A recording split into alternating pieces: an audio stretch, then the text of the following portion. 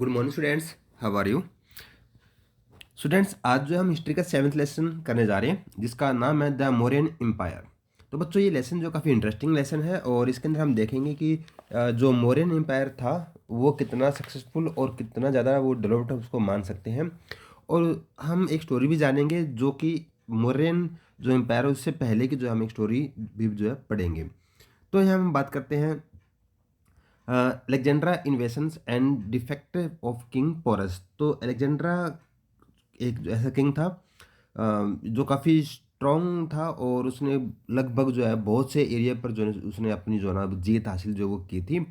तो यहाँ पर जो है वो इंडिया के अंदर वो अटैक करता है और वहाँ पर जो राजा पोरस था उसने उसको किस तरह से जो है उसका सामना किया, ये इसके बारे में बताया गया था। और फिर जो राजा अलेक्जेंडर वो आगे क्यों नहीं बढ़ पाया उसके बारे में जो हम यहाँ जानेंगे।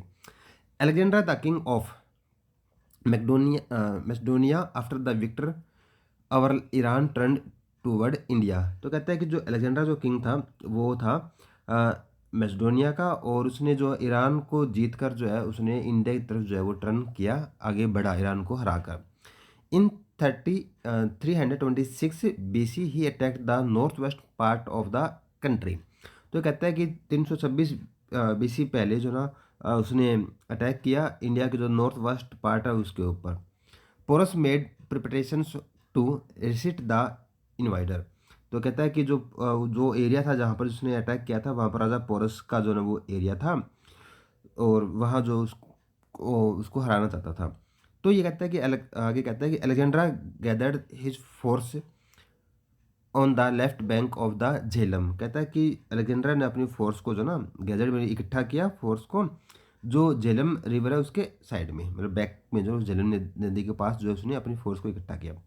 ही cross the Jhelum and made a surprise attack on Porus. तो ये कहता है कि जो ना उसने झेलम को क्रॉस किया और एक सरप्राइज अटैक जो है ना पोरस के ऊपर किया। King Porus fought bravely but was seriously wounded and taken prisoner. तो यहाँ पर कहता है कि जो राजा था पोरस वो जो ना बड़ी ही बहादुरी के साथ जो ना उसके साथ लड़ाई करता है, युद्ध करता है। बट आखिर में क्या होता है कि वो काफ़ी ज़्यादा इंजर्ड हो जाता है, काफ़ी ज़्यादा उसको चोटें लग जाती है, घायल हो जाता है वो और उसको जो बंदी बना लिया जाता है।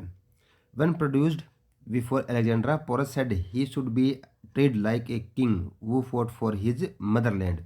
तो जब क्या होता है कि अलेक्जेंड्रा के सामने उसको जो ना वो गिरफ्तार करके उसको ले जाया जाता है। तो अलेक्जेंड्रा जो कहता है कि भी जो ना अब तेरे साथ भी क्या सलूक किया जाए, ये एक स्टोरी है। भी उसने कहता है कि अब तेरे साथ क्या सलूक किया जाए। तो पोरस कहता है उसको, किसको, अलेक्जेंड्रा को, कि मेरे साथ वही ट्रीट किया जाना चाहिए जो एक अपनी मदर यानी कि एक मातृभूमि की रक्षा के लिए एक राजा लड़ता हुआ जो ना वो पकड़ा जाता है और उसके साथ वैसे ही ट्रीट किया जाए जो एक राजा के साथ जो वो किया जाता है। तो उसकी इस बात से सुनकर जो ना जो अलेक्जेंडर जो किंग था वो काफ़ी उससे प्रभावित होता है, इन्फ्लुएंस होता है उससे। और उससे उसके बाद कहता है कि Alexandra give Porus back his kingdom and made him a friend and ally. तो कहता है कि जो ना अलेक्जेंड्रा जो ना फिर उसके पोरस का जो ना बहुत अच्छा दोस्त बन जाता है, क्योंकि उसकी बहादुरी को देखते हुए और उसके जो बातें सुनकर जो ना वो उससे काफ़ी इफेक्ट हो जाता है, उसके इन्फ्लुएंस पड़ता है उसके माइंड के ऊपर और वो उसको जो अपना राजा दोस्त जो बना लेता है और उसके साथ बहुत अच्छा उससे जो ट्रीट करते हैं। उसके बाद नेक्स्ट कहता है ये अलेक्जेंड्रा रिटर्न जर्नी। भी अलेक्जेंड्रा की जो रिटर्न की स्टोरी है वो क्या थी। जब उसने पोरस के ऊपर अटैक, जो पोरस का एरिया था उस पर अटैक किया, उसके बाद जो है ना वो उसकी जो रिटर्न की जो स्टोरी है उसके बारे में हम बात करते हैं। तो यहाँ जो एक पिक्चर जो दी गई है कि जो ना जो अलेक्जेंड्रा था वो कुछ ऐसी तरह से जो वो दिखता था। तो यहाँ कहते हैं Alexander planned to march forward. He cross the Chenab and Ravi rivers and advance up to the Beas. कहता है कि जो ना अलेक्जेंडर जो प्लान करता है कि जो ना वो आगे मार्च करे, आगे बढ़ेगा, आगे बढ़ेगा वो। और इसलिए जो ना उसने चेनाब और रावी नदी को जो ना उसने क्रॉस करते हुए जो ब्यास रिवर तक जो पहुंच गया। But the area concerned by him rose in revolt. तो उसके बाद कहता है कि जो ना ये एरिया जो ना वो काफ़ी जो रिवोल्ट हम कह सकते हैं कि भी एक आग मतलब एक प्रगतिशील जो ना वो एरिया था वो। He soldier also refuse to go any further because the territory beyond the Beas was ruled by the mighty Nanda empire. तो कहता है कि जो ना जो उसके सोल्जर थे वो आगे बढ़ने से मना कर देते हैं कि हम आगे नहीं बढ़ेंगे। उसके पीछे दो कारण था। एक कारण तो यहाँ पर बताया गया है कि जो व्यास नदी को क्रॉस करने के बाद जो जिसका एम्पायर था वो काफ़ी बड़ा एम्पायर था, जो नंदा एम्पायर उसको बोल सकते हैं, कि नंद वंश जिसको बोल सकते हैं हम। तो उसका जो एम्पायर था वो काफ़ी स्ट्रॉन्ग एम्पायर जो है वो बताया जाता है। और सेकेंडली जो ना हम ये कह सकते हैं कि जो उन्होंने जो लगातार जो वो वॉर कर रहे थे, उस वॉर की वजह से जो ना उसके सैनिक भी जो है काफ़ी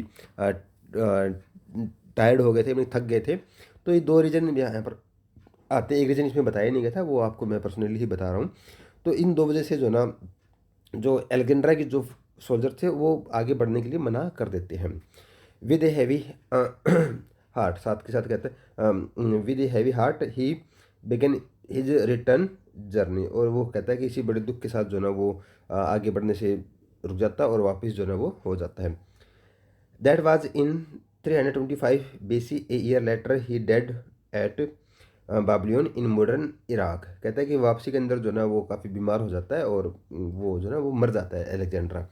तो जब इंडिया के अंदर था ना, तो उस टाइम भी काफ़ी फ्लड और मानसून सीजन स्टार्ट हो गया था, जिसकी वजह से रिवर्स के अंदर भी काफ़ी पानी बढ़ गया था।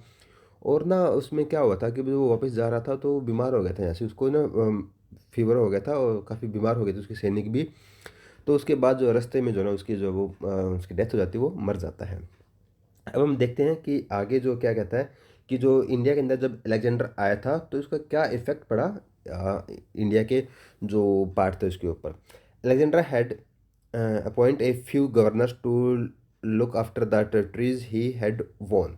कहता है कि जो ना अलेक्जेंड्रा जो ना क्या करता है कि गवर्नर्स को जो ना अपॉइंट करता है वो, जितनी भी एरिया उसने जो है ना वो जीती है, ताकि वो उसकी जो है देखभाल कर सके उसके जाने के बाद।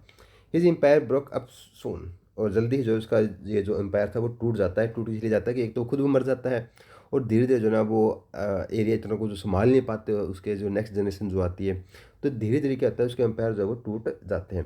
But it's indirect result very many. तो कहता है इसे ब्रोकन होने के बाद, उसका एम्पायर टूटने के बाद भी जो ना काफ़ी इनडायरेक्ट रिजल्ट जो है वो देखने को मिले हैं। तो वो रिजल्ट कौन कौन से हैं, चलो देखते हैं।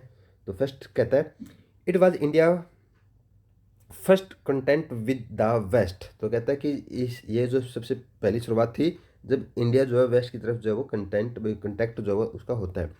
The sea and the land routes taken by Alexandra in cross the trades. कहता है कि जो अलेक्जेंड्रा था ना, उसने सी के रूट से और लैंड के रूट से जो ना उनको जो है ट्रेडर्स के साथ जो है उन्होंने जुड़े, वो लोग कि जो व्यापार जो है उनके बढ़ा, जो सी रूट से और लैंड रूट से। This boasted trade between India and Europe. और उससे जो क्या हुआ कि जो इंडिया और यूरोप का जो ट्रेड था उससे जो ना काफ़ी बूस्ट हुआ, यानी कि काफ़ी बड़ा उनका व्यापार इसे लड़ाई के बाद। सेकंड है many Greeks had settled in the north west region. कहता है कि जो काफ़ी ग्रीक जो पीपल थे वो वहीं सेटल्ड हो गए जाते जाते रास्ते में, और नॉर्थ वेस्ट रीजन के अंदर जो है वो सेटल्ड हो गए। Indian art and cultural came to be influenced by the Greek. कहता है कि जो इंडिया का जो आर्ट एंड कल्चर था ना, उस कल्चर के ऊपर जो है जो ग्रीक्स का जो कल्चर था उनका भी जो है इन्फ्लुएंस जो है वो रहता है। The Greek techniques left its mark on the Gandhara school of art. तो कहता है कि जो ग्रीक की जो टेक्निक थी, जो आर्ट्स एंड कल्चर की जो टेक्निक थी, वो बिल्कुल हमें स्पष्ट दिखती है, बिल्कुल साफ दिखती है जो गंधार स्कूल ऑफ आर्ट है वह उसके ऊपर। थर्ड है the innovation made the kingdoms of the north west weak. तो कहता है कि जो एक बार युद्ध हो गया था उसके बाद क्या हुआ कि जो नॉर्थ वेस्ट का जो एरिया था ना, जो साम्राज्य था, किंगडम था, वो थोड़ा सा वीक हो गया, थोड़ा कमज़ोर हो गया इसे वार के बाद। This paved the way for the rise and growth of the Mauryan empire in India. उसके बाद कहता है कि जो ना ये सब चीज़ें जो ना जो इंडिया के अंदर मौर्यन एम्पायर जो ना काफ़ी बड़ा और काफ़ी आगे जो ना ये मतलब एक नया एम्पायर स्टार्ट हुआ और ये काफ़ी बड़ा। The foundation of the Mauryan empire. तो बच्चों ये जो टॉपिक होगी वो हमारे नेक्स्ट वीडियो के अंदर जो हम पढ़ेंगे कि जो मौर्यन जो एम्पायर है उसका जो फाउंडेशन कैसे होता है, ये विष्णुगुप्ता कौन थे, चाणक्य कौन था, कौटिल्य कौन था। तो इनके बारे में जो है हम नेक्स्ट वीडियो के अंदर पढ़ेंगे। तब तक के लिए friends, thank you and have a nice day.